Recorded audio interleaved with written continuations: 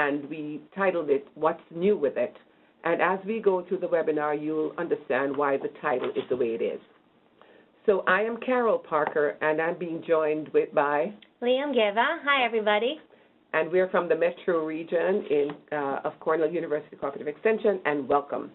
And here we go.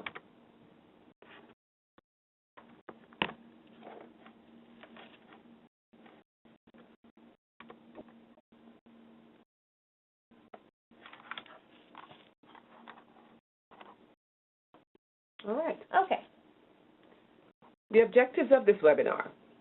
First, the participants, for sure, you'll be learning about cholesterol a little bit more. You know already quite a bit, but we're going to have some sort of a refresher on that and some of the risks associated with high blood cholesterol. We're going to review the current dietary guidelines and the proposed Dietary Guidelines Committee recommendations for cholesterol. Now, this dietary guidelines were expected to be out in 2015. Hopefully, we'll get it by New Year's Eve of this year. If not, I'm sure it'll come out early in 2016. We're also going to be able to identify some appropriate responses to participants' questions because, you know, when changes are proposed, participants are going to have concerns and questions, and so we're going to take you through an exercise about how to respond to those changes and the recommendations. And then we're going to explore some ways to lower cholesterol and modify some menus that will help us in terms of how to reduce fat and cholesterol. Okay, so before we begin, we are wondering, what are some questions you already have regarding cholesterol? So take a few moments and type in your answer in the chat box. Hopefully by now everybody can use the chat box, and we can actually see a couple of comments there already.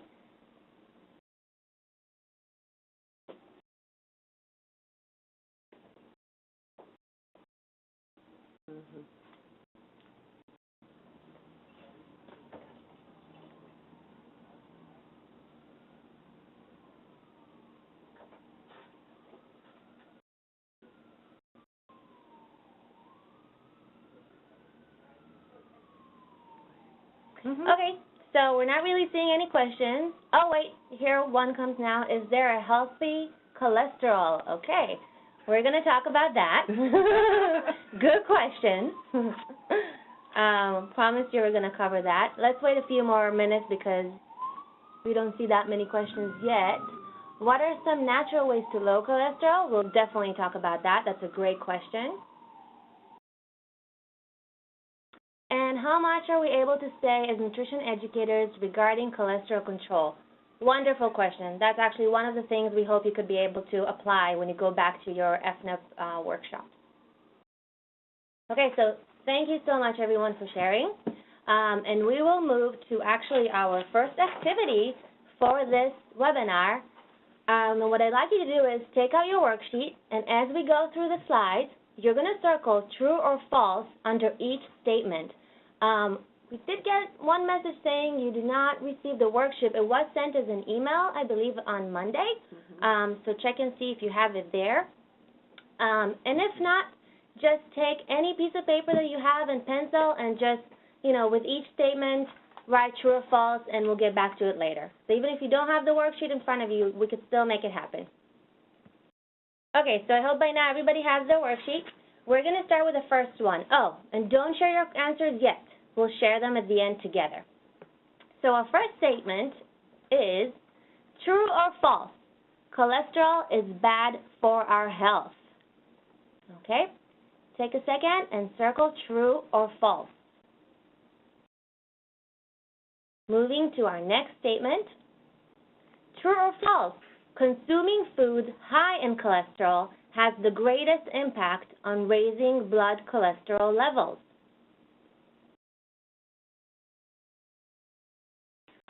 I'm moving to the next one. True or false? Consuming foods with high saturated fat may increase blood cholesterol levels.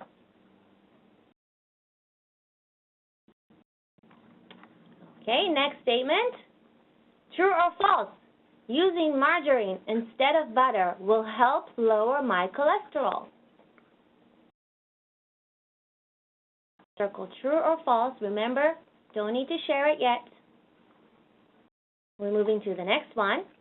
True or false? Thin people, like Kate Moss, don't have to worry about high cholesterol. Circle away, true or false.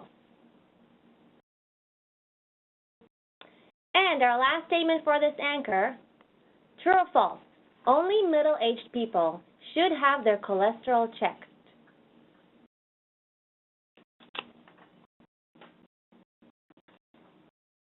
Okay, so remember, we don't have to share it now.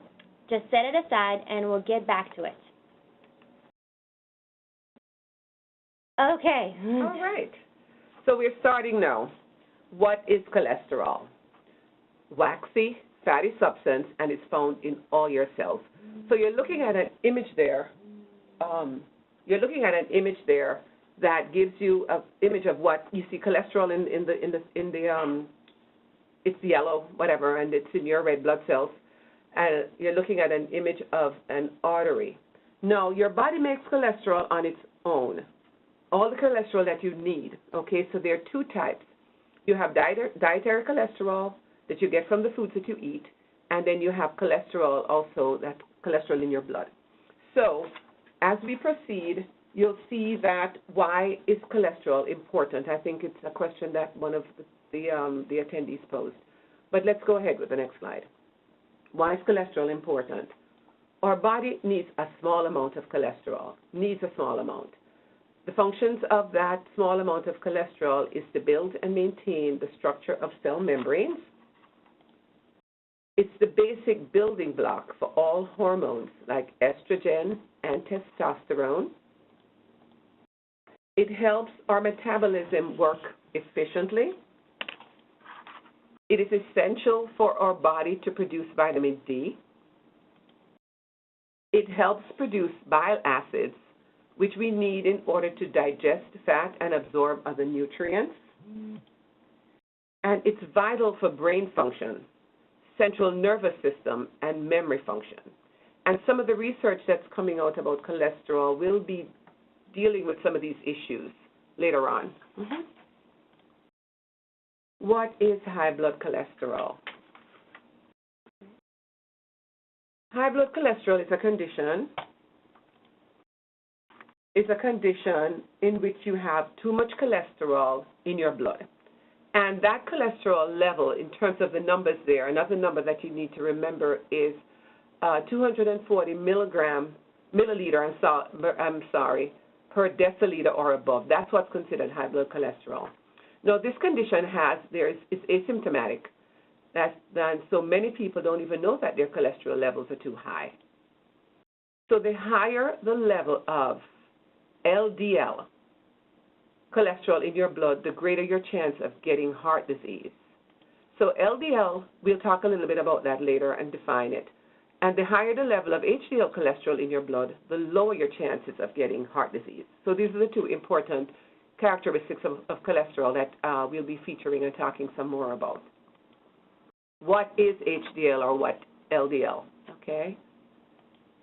Now, cholesterol travels through our bloodstream in small packages, and those packages are called lipoproteins, which are made up of fat, which is also referred to as lipo, and proteins, and there are two types.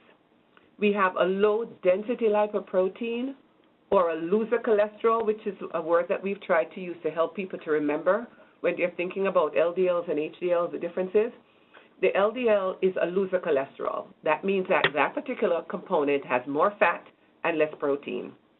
And then we have the high-density lipoprotein, or the hero cholesterol. That particular cholesterol has more protein and less fat, and that's why it's considered a hero. Now, the HDL delivers cholesterol to the liver to be removed.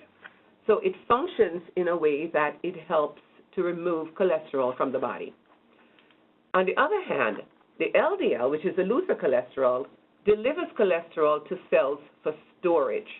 Okay, that's what the LDL does. That's the primary function of those. So in this particular image here, you will see what happens with LDLs, or loser cholesterol. It gets stored, okay, and it gets stored in our bloodstream, and you can see there that it creates plaques, as opposed to the green visual that we're seeing there of the HDL or the good cholesterol. It is actually being involved in excretion, so it is flowing through the body. And that's going to be something, you're looking at an artery there, and you see what's happening with the LDLs. Okay. Why is LDL the loser? Excess LDL in the blood gets deposited in the arteries, and you saw from the previous image that the plaque is being formed. Now, the bigger the plaque, the narrower the passageway inside the artery, and this creates less of a blood flow and results in heart disease. So what you're seeing there is a normal artery with blood flow, and of course, next to it you see an artery that's been narrowed by atherosclerosis because of the plaque buildup. Now let's look at a damaged heart. The plaque buildup in the coronary artery can also block the blood flow of oxygen to the heart, and you see it in the image there. So what happens when there's that blockage, there is damage and death to the heart tissue, and that is shown in the purple part of the visual of the heart. So this is what can happen when you have this plaque buildup. Now, the recommended levels, we mentioned about the 240 or above, but let's talk about the recommended levels in terms of screening. 200 or below is what would be considered a desirable level of cholesterol. And I want to bring your attention to the borderline number, 200 to 239 milliliters. That's because, we've been hearing a lot about prediabetes, and so when you think about prediabetes, a lot of issues are being detected that would put people in that level of being borderline. So it's the same thing with cholesterol. That borderline number is also of concern, and so we want to highlight it for you to understand how important it is. Although it's not at 240, it's still a number to be concerned about. Now, besides the total cholesterol, we also have some concerns and some numbers associated with your HDLs and your LDLs. Now, the HDL, we're looking for 60 or above to be low risk, and then we are looking at 40 or below to be high risk. And so those are numbers that are really important for you to understand. Now, look at our LDL. We have the recommended number for our LDLs is 100 to 129. That's what is recommended in terms of being optimal. We also have a borderline high number there. 130 to 159 is a concern, and I want to take you to our very high-risk number of 190 or above. Now, there are people who will be asking, well, what is our total cholesterol? Sometimes you see that there, and you would wonder, what the total cholesterol number is made up of. That score is actually calculated using an equation that includes the HDL number, LDL, plus 20% of your triglyceride levels. Okay, so that is the factors that really make up your total cholesterol level. So a high level of LDL cholesterol means there's a higher risk of heart disease and stroke. So let's review. In your chat box, we have a question here for you that we'd like for you to answer. What is the function of LDL? What is the function of HDL?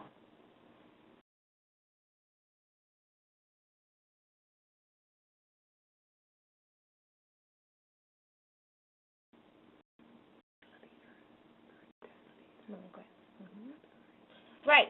So HDL, exactly, as was saying there, transports to the liver to be removed. Excellent. What about LDL? What did we learn the function of LDL is? Stored to cells for storage. Perfect.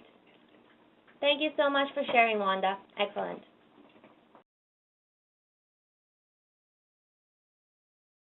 Great, Cassandra. HDL removes fat, LDL stores fat. Awesome. So, thank you for sharing. What questions do you have at this time for everything that Carol just covered?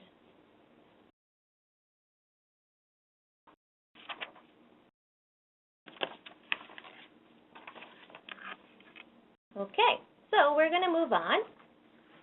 Thank you, everyone. So why should we be concerned about high blood cholesterol? Well, according to the CDC, it's a major issue here in the United States. As you can see here from the data, about 73.5 million adults have high LDL cholesterol, and less than 1 out of 3, which is about 30% with high LDL, has their condition under control. And actually, cardiovascular disease is one of the major causes for healthcare expenditure here in New York State. I believe in 2009, the cost was about $32 million. So it's a very major issue. Another statistic here, less than half, about 48% of adults with high LDL cholesterol are getting treatment to lower their levels. So only half of the population are getting treatment. People with high total cholesterol have approximately twice the risk for heart disease. And about nearly 31 million adult Americans have a total cholesterol greater than 240 milligrams per decimal. And like Carol mentioned earlier, that's a very high risk for heart disease. So, does dietary cholesterol increase blood cholesterol? That's a major question right now. So apparently, some cholesterol is absorbed from food. Like we said earlier, we have two types, the dietary and the blood. But majority of your blood cholesterol is made by the liver, okay? Our liver compensates its cholesterol production based on how much dietary cholesterol we eat. So basically, if we eat enough, the body will make less. If you don't eat much, the body will make more. It takes care of all that you need. Dietary fat intake has the stronger effects on blood cholesterol levels. So it's mainly the fat that we intake that has the effect on cholesterol. That's what has been shown. However, keep in mind, a person that is eating a vegan diet consisting of only plant foods, which as we know plant foods does not have cholesterol, can still have high blood cholesterol, right? Because you can get fat from other sources that are not necessarily from meat. People who use coconut oil, palm oil, margarines, those are the type of fat that are used for vegan diet instead of animal type of fat. Still are high in fat, still high in saturated fat, so it can increase cholesterol levels. Okay, so who is at risk for high blood cholesterol? Anyone, including children, can develop high blood cholesterol levels. There are a few risk factors that are beyond your control. Those include age. Unfortunately, as women and men get older, the cholesterol levels happen to rise. Also, sex. After the age of menopause, women's LDL levels tend to rise as well. And hereditary. Your genes partly determine how much cholesterol your body makes. There are a few risk factors that you can actually control, and we're going to talk about these in the next coming slide. These are eating unhealthy diet, being overweight, not getting enough exercise, and smoking. So we'll touch on those later on. Okay, so cholesterol. Is it really that bad for you? Because we started by saying earlier that we actually need it for many mechanisms in our body. So we want to take you to a short video, and it's been quite some time in the news. Oops, let me just step out here for a second to take you through that short video. Major changes may be on the way for our eating habits. Federal panel is ready to reverse 4 decades of advice on avoiding cholesterol. New dietary guidelines are due out from the government this year. Our own Dr. Tara Narula is a cardiologist at Lenox Hill Hospital in New York. Good morning. Good morning, Charlie. So what does this say? Yes, so for 30 years we've been told to avoid dietary cholesterol and to eat less than 300 milligrams a day because dietary cholesterol, we thought, might influence our blood cholesterol levels. Now what this new panel is saying is that that's probably not the case, and that cholesterol doesn't really have to be considered a nutrient of concern for overconsumption. This fits in line with the shift that we've been seeing in the science over the past several years. The American Heart Association, American College of Cardiology also had a task force in 2013 that said a similar thing, that dietary cholesterol, there's not enough evidence to show that it influences your blood cholesterol. So therefore you can eat what now. So the concern still is that saturated fat and trans fats will increase your bad cholesterol levels. So we still have to worry about saturated fat and trans fats. But foods that are high in cholesterol, like eggs, shrimp, lobster, oysters, we don't have to be so vigilant about cutting that out of our diet. What about the role of genetics? What role does genetics play? Genetics plays a big role. So a lot of the cholesterol that we have in our blood comes from what we produce ourselves by the liver and how efficiently we process it or eliminate it. Only about 20% comes from the diet that we eat. So genetics plays a big role. Thanks, Sarah. Good to see you. Okay, I hope you enjoyed that little video. We'll get back to our presentation.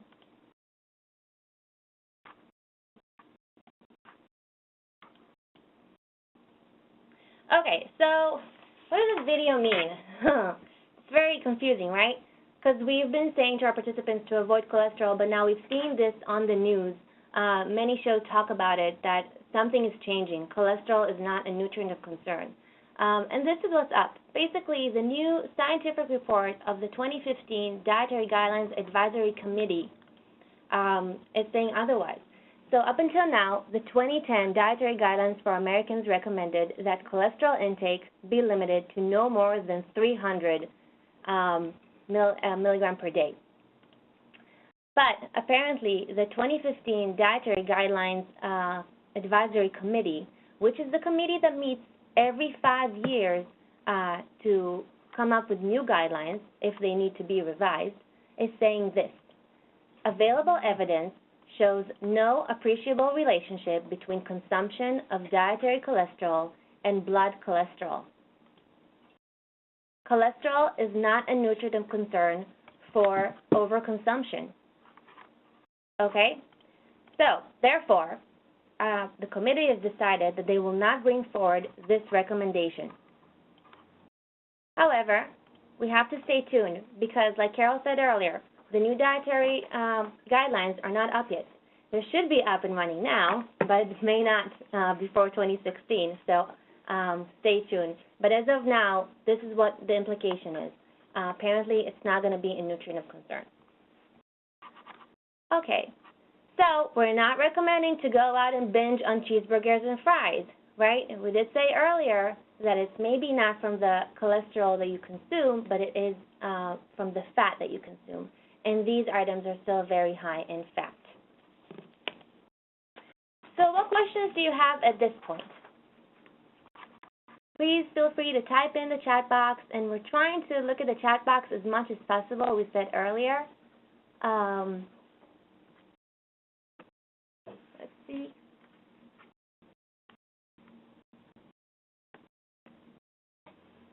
Any questions?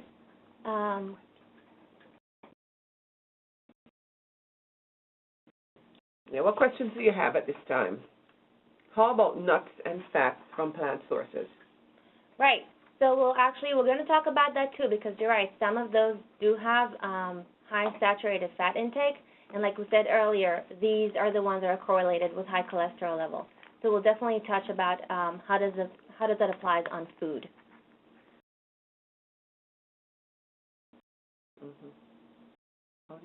How do you find out what your personal cholesterol levels are? Exactly. All you have to do is go to the doctor. It's actually one of the basic diagnostic reports that they can, yeah. So from your primary care physician, as we always said. And Tebby, we are going to talk about unsaturated fats and olive oils. Great point. We're going to talk a lot about the different fats that you can actually modify your diet to.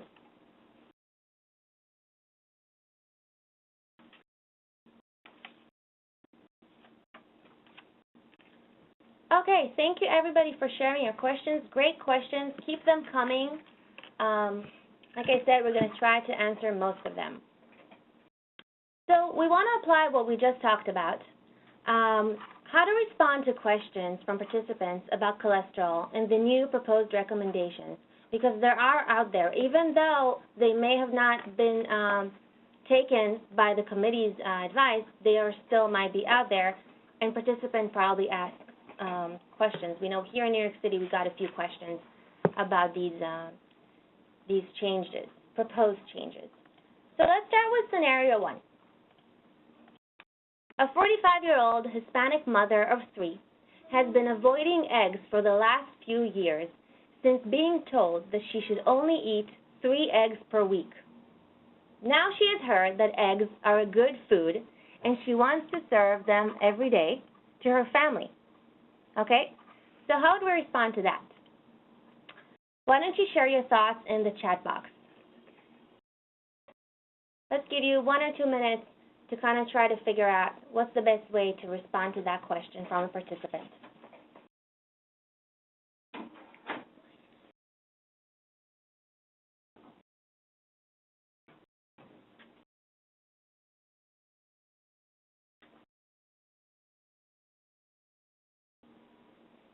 Okay, we're getting some really good response here. Eggs are not a bad food. The variety is the key, absolutely. Portion still matters. We always talk about moderation, exactly. That's what basically the My Plate is all about. Vary your protein, which is one of them. Variety is suggested, again. Go over sources of saturated and trans fats. Absolutely. Great comments, everybody, and thank you all for sharing. So basically, responses should include, like everybody said, high blood cholesterol is still a health concern. However, evidence shows no significant relationship between consumption of dietary cholesterol and blood cholesterol. And eggs are a great source of many nutrients, including protein and B vitamins. They are high in dietary cholesterol but low in saturated fat. And actually, recent studies have found that eating 1 egg per day did not increase heart disease risk in healthy individuals. And definitely, like most of you have said, variety is suggested and be balanced. Yes, moderation is key. Excellent responses. Okay, we have another scenario here for you. Participants in the group have heard of the proposed changes to the cholesterol recommendations in the dietary guidelines. They express how confused and upset they are about these changes in the dietary recommendations, like butter, now eggs. It could be very frustrating. So how do we respond to that? Why don't you share your thoughts in the chat box?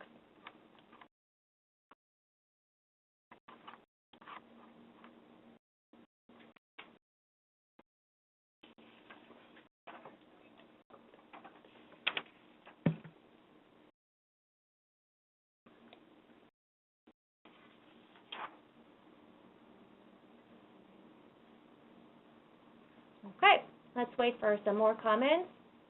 How would we respond to our participants' frustration?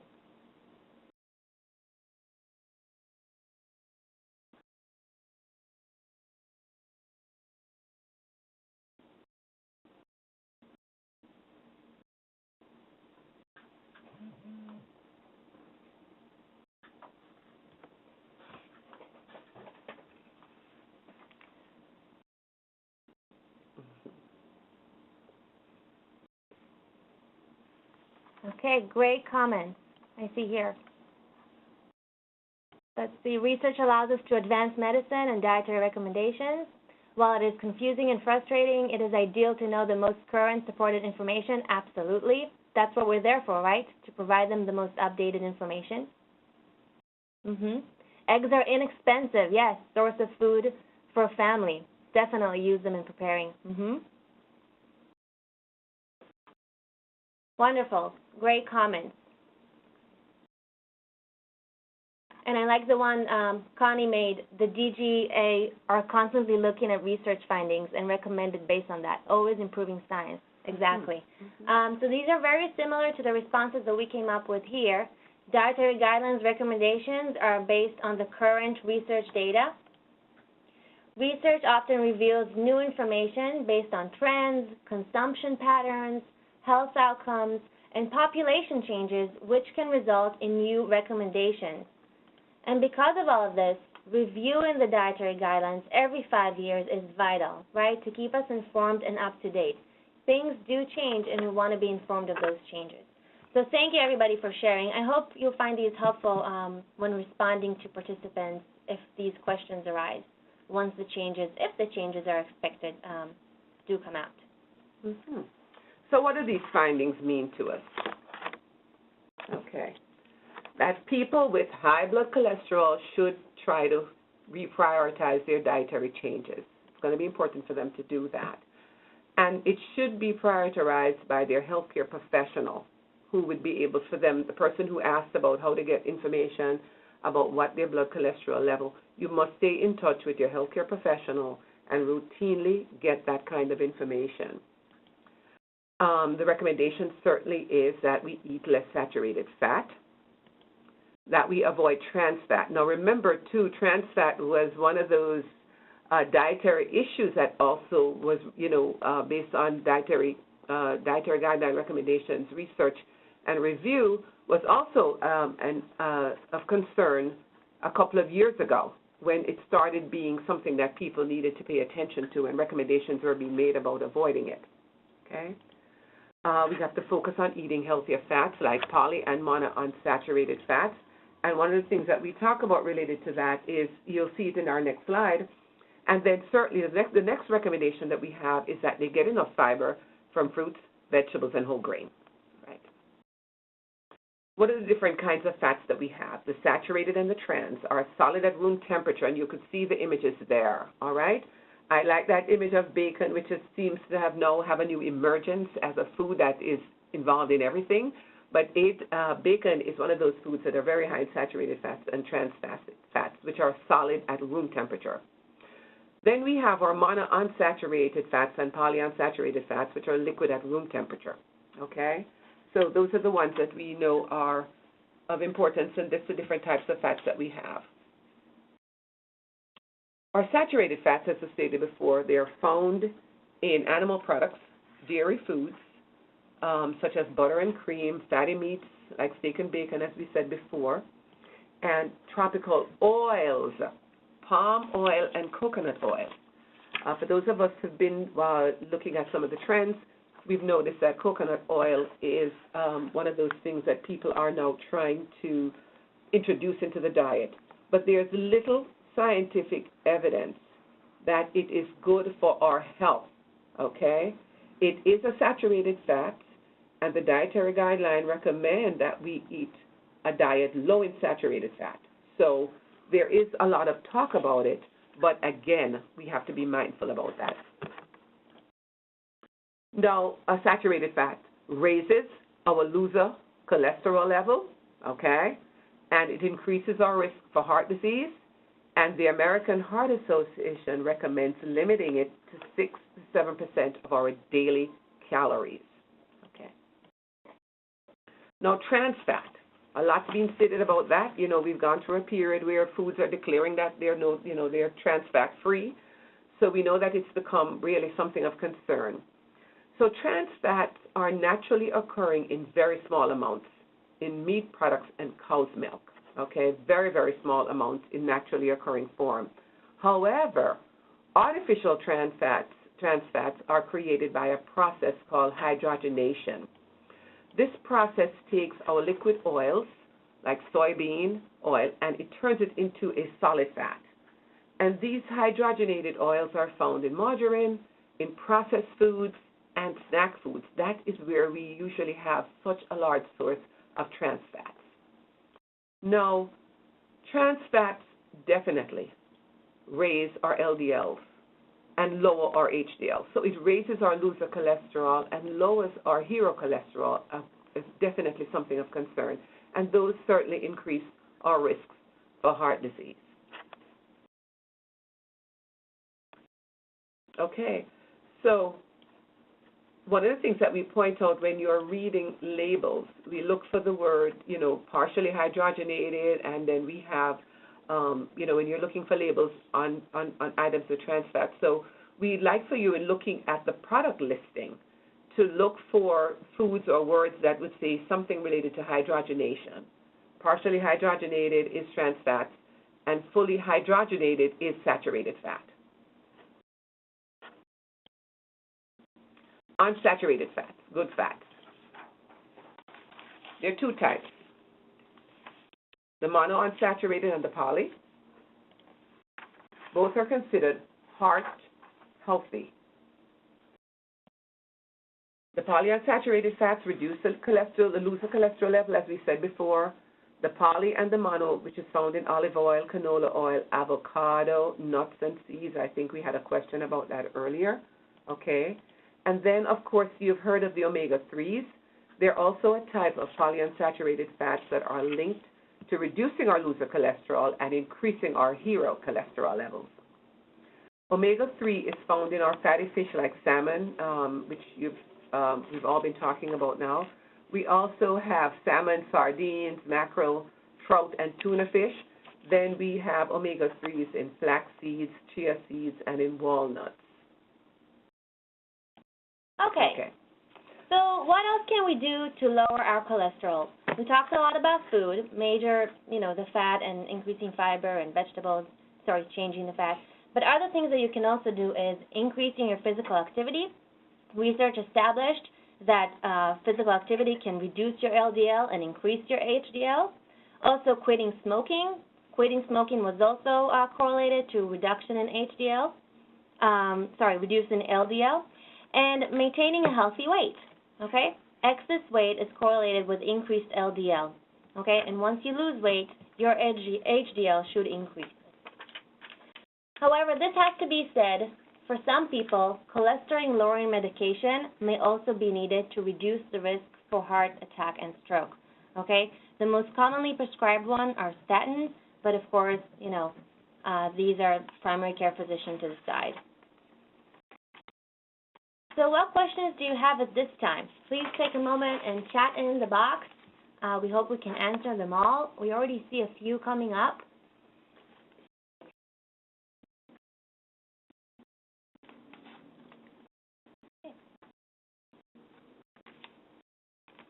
The question has, there's a question there about zero trans fats, but has hydrogenated oils. Now, based on what we know about the Nutrition Facts panel, the 0% is actually associated with the standard that they have for determining what zero means. However, if it's below a certain amount, then it would be listed on the product listing, but it's not sufficient to be given a designation of more than 0%. So that's usually why you would see zero trans fats on the DV. However, the product can be listed in the ingredient listing. Right. Another question that I see is about hydrogenated. So a product should say partially hydrogenated, which then would be trans fat, and fully hydrogenated should be saturated fat.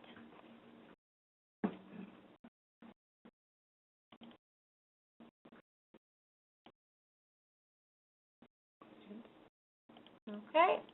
Let's give it a few more minutes, see if any other questions come out.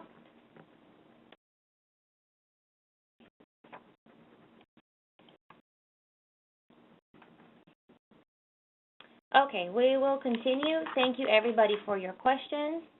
And again, feel free to continue putting those in the chat box. We really appreciate your participation. So let's apply what we just learned, and we're going to modify a meal based on the recommendations that we just talked about. So take out your worksheet again. And again, I said earlier, those who do not have your worksheet, you can still work with it as we go along.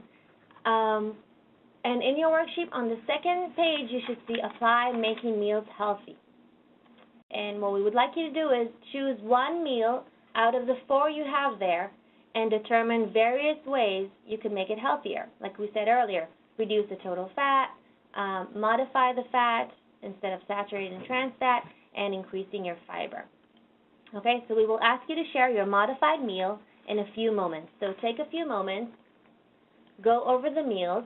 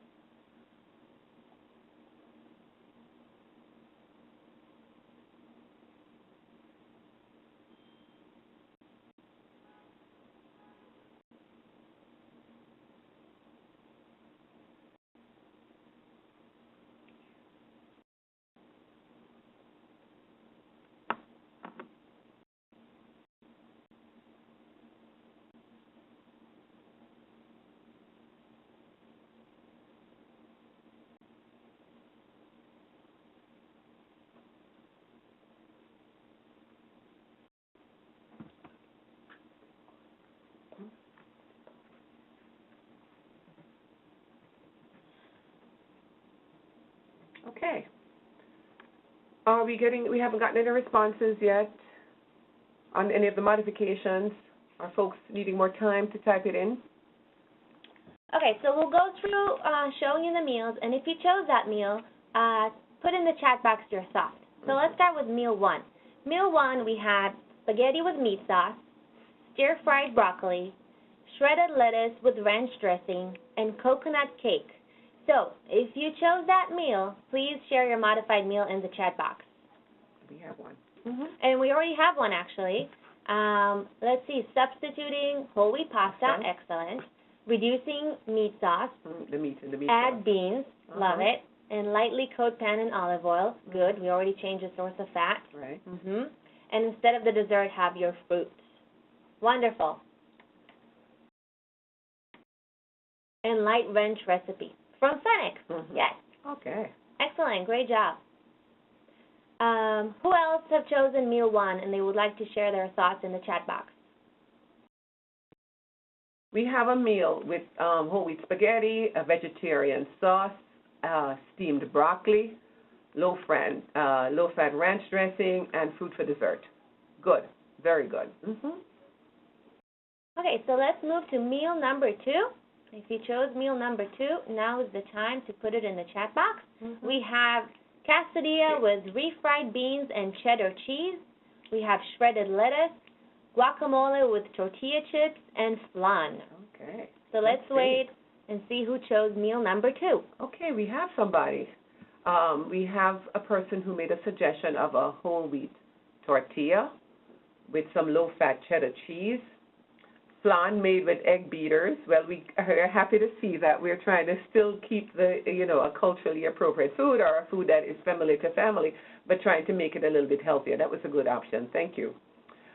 We have another recommendation of using fat-free refried beans, low-fat cheese, baked chips, and a smaller piece. We talked about portion. Okay, great.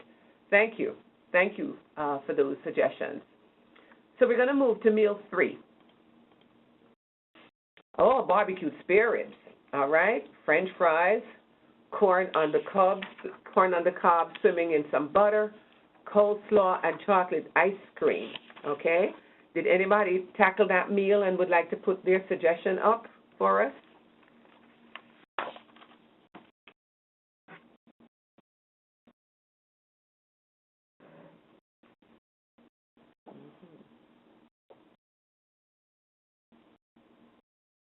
Somebody says, sounds perfect for a splurge day.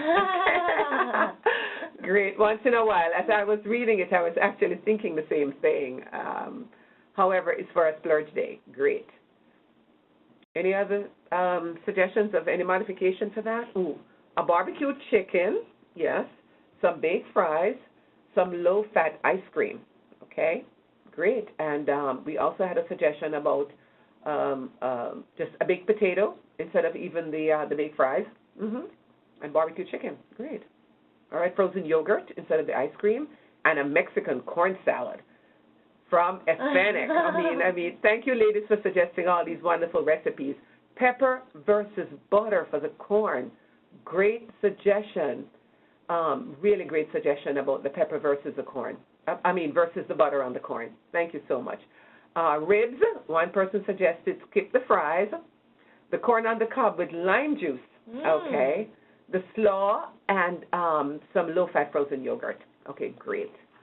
I'm ready for lunch. I don't know what about you. Okay, meal number 4. We had fried chicken drumstick, mashed potatoes with gravy, buttered peas, and apple pie with pastry crust. Wow. So if you chose that meal, show us how you would modify it. Sounds like something you could get from KFC.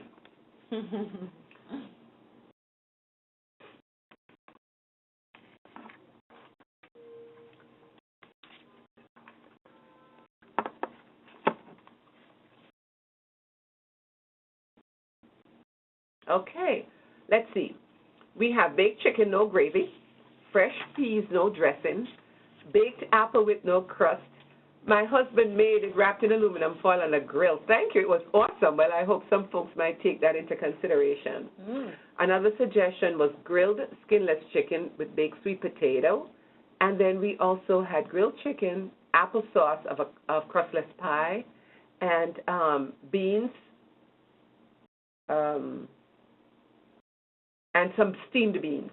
Okay? We have one other suggestion of a baked chicken with baked potato, with Greek yogurt, no butter, spice instead, and a baked apple with cinnamon. Okay, great. All right, so we don't need to eat apple with a crust, it seems. These are all wonderful. Thank you, everybody, for sharing. And at this point, if you have what other questions you have, please put them in the chat box. We already saw a couple of questions here. We'll try to go back to the chat box. Yes. That we would like to answer as we're going through the meals. Right. Let me go back. There was a question about some other vegetable oils like corn oil, safflower oil, and sunflower oil. Remember, these are all polyunsaturated, so they would be in the category of being considered healthy oils.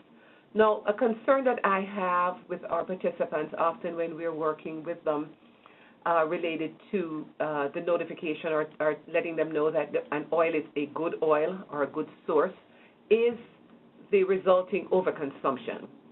So although we are saying that these oils are better sources of fat, we also want to make sure that even canola oil, the question just came up, even canola oil, which would be considered maybe a good source or a better source than our saturated fats, it's still a concern in terms of the amount. So we want to, we want to instruct our participants about the fact that our fat source is where we get our highest, the most dense calorie source. So we want to be cautious about how much of that we have. We want to talk with them about preparation methods. We want to talk to them about using spices. So we are generally recommending lower fat consumption. And we will be mindful to, as we guide them in making choices, to continue to indicate to them that we want to be careful about just how much fat we have, whether it is considered a good fat or a fat that we need to avoid related to some of the risks associated with our heart diseases. There's a question about dining out. How do we advise? What oils are they using? Well, that's a very good question. Oftentimes, thank goodness, due to access through the Internet, people can check menus prior to eating out. They can ask when they go into a restaurant and ask how the food is being prepared. Typically, some of the suggestions that you guys just mentioned when we did the recipe, the menu modifications about choosing grilled and or baked products, choosing things that are not prepared in terms of deep fried or sauteed and anything like that, those are some of the options that you would want to advise your participants about eating out. Certainly, if you're, and a lot of a lot of restaurants are now offering heart-healthy menu choices, a place where they could look. They can control some of the things that they're eating with the things that they add, like gravy, the condiments, like salad dressings and those kinds of things. So with that information, it would help them think through what they're eating when they dine out, and they also should be empowered to ask questions in the restaurants when they're there. Okay? What other questions do you have for us?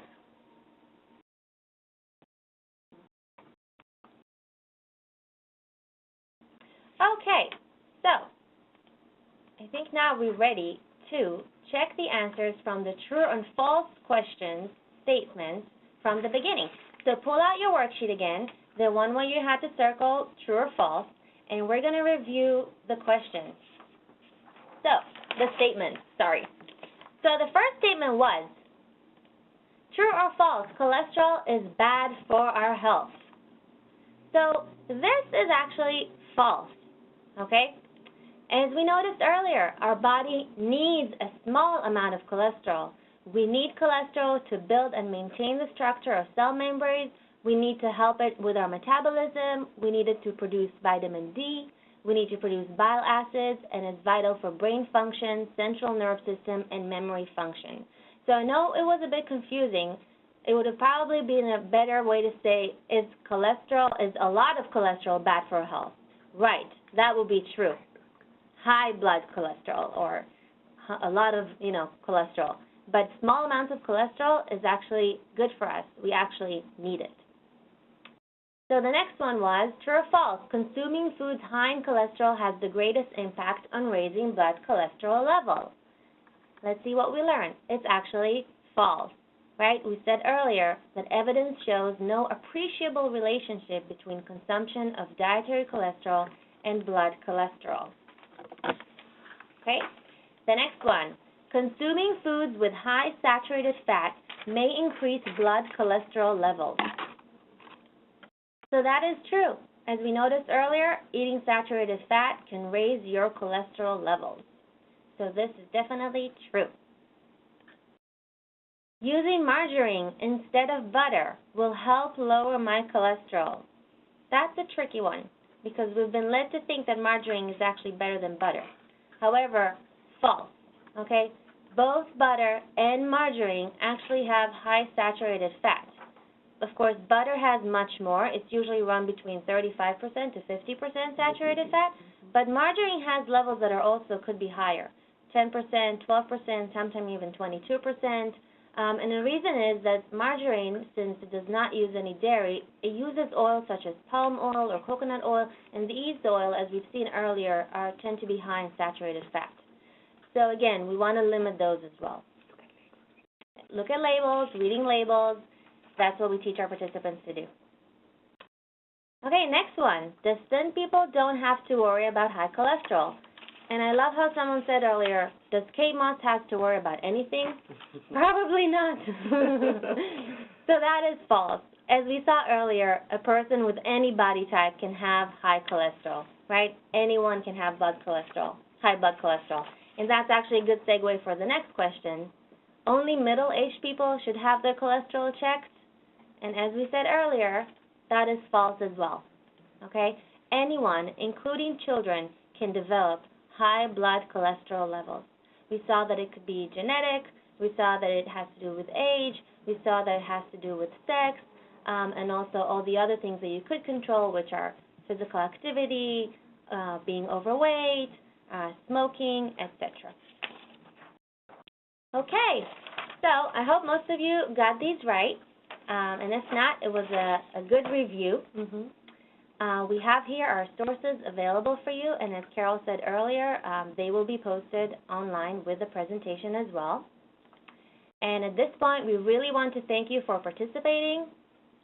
One of the things that we want to make sure, we're going to be sending out our survey for you to respond to, but the things that, it was great to see your responses to the questions and your comments. It really is a reassurance to us who are responsible for your training and for the staff development that you are very familiar with the general recommendations that we're making to participants as it relates to their diet and their health, which includes knowing their levels, their numbers, which there are certain things, their blood sugar level, their blood pressure level, and their cholesterol level. Being aware of that through relationships and connections with their healthcare professional and making sure that it's something that they are mindful of and doing on a routine basis. We also are very aware of the fact that we are using the Choose My Plate and the recommendations associated with that. It was very, very evident in the suggestions and in the things that you did as a part of the activities that you're very, you know what needs to be done, that we emphasize variety, we emphasize moderation, we also emphasize that people should enjoy food, but just for them to be careful about what they're eating. And so that is how we would like for you to think about when we talk about cholesterol as a nutrient of concern. That's something that we would like for you to also be mindful of. So as we await this release of the new dietary guidelines, we will certainly be paying attention to that, and I know that there are plans in the works for us to be able to train on the new recommendations that are coming through, and this will also be reflected in the new label. Because with the dietary guidelines and also with some stuff that's going on with the FDA, the labels are going to be changed to reflect the new recommendations. So we just want to thank you so much for your participation. And when you complete the survey, there's opportunities there for you to share anything that you'd like for us to know. And this was great. All right, and please feel free to email both Carol and myself any other questions that you may have or concern regarding this. We'll be more than happy to share with you our resources and our information as well. So hope you have a great rest of the day, and thanks again for joining us. Enjoy your holiday. Bye, everybody.